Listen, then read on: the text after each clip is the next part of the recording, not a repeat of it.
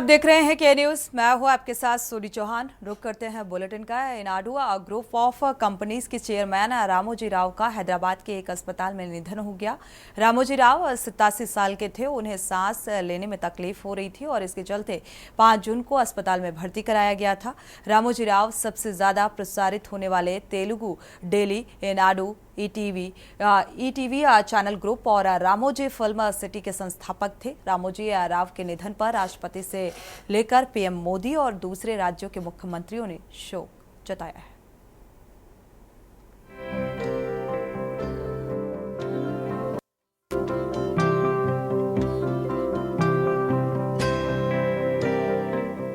शनिवार का दिन दक्षिण भारत के लिए दुख की खबर लेकर आया। उगते सूरज की पहली किरण अपने साथ दुख का संदेश लेकर आई। दरअसल रामोजी फिल्म सिटी के संस्थापक रहे रामोजी राव का शनिवार की सुबह निधन हो गया। तेलंगाना के हैदराबाद में रामोजी राव ने अंतिम सांस ली। साउथ इंडस्ट्री के लिए शनिवार की सुबह बेहद दुखद खबर लेकर आई।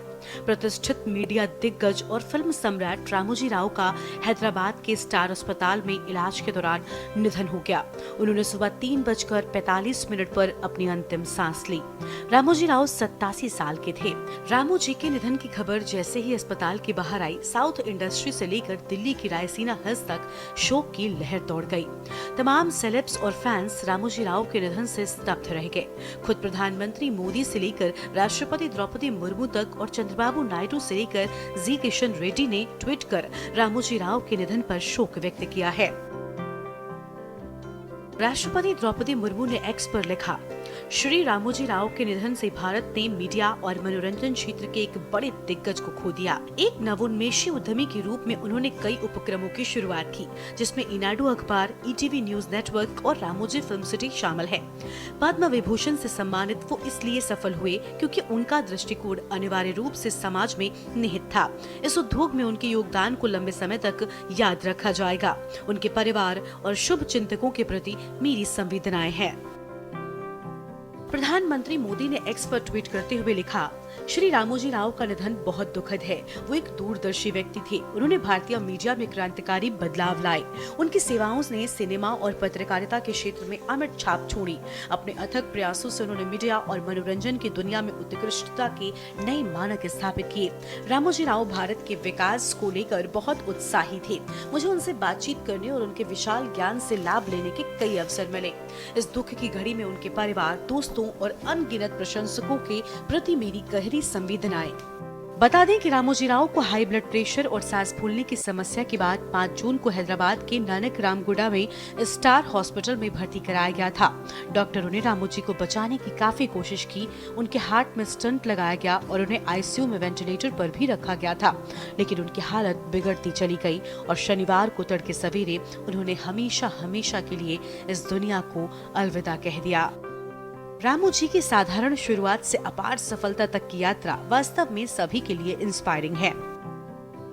रामोजी राव का जन्म 16 नवंबर 1936 को आंध्र प्रदेश के कृष्णा जिले में स्थित पेदपरुपुदी में हुआ था।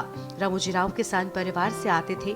उन्होंने दुनिया का सबसे बड़ा थीम पार्क और film studio Ramoji film city बनाया।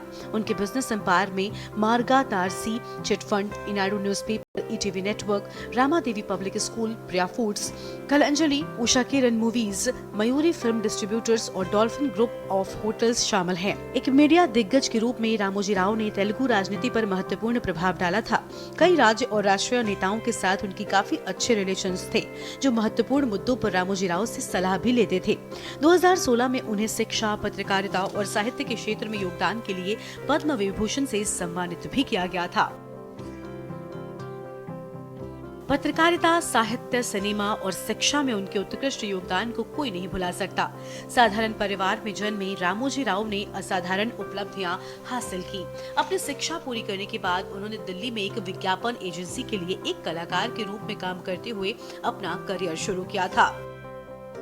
रामोजी राव ने 1984 के ब्लॉकबस्टर रोमांटिक ड्रामा श्री वारिकी प्रेमलेखा के साथ फिल्म निर्माण में कदम रखा था और मयूरी, प्रतिघातन, मौना पोर्तम, मनसू ममता, चित्रम और नुव्वे कवली सहित कई क्लासिक्स का निर्माण किया।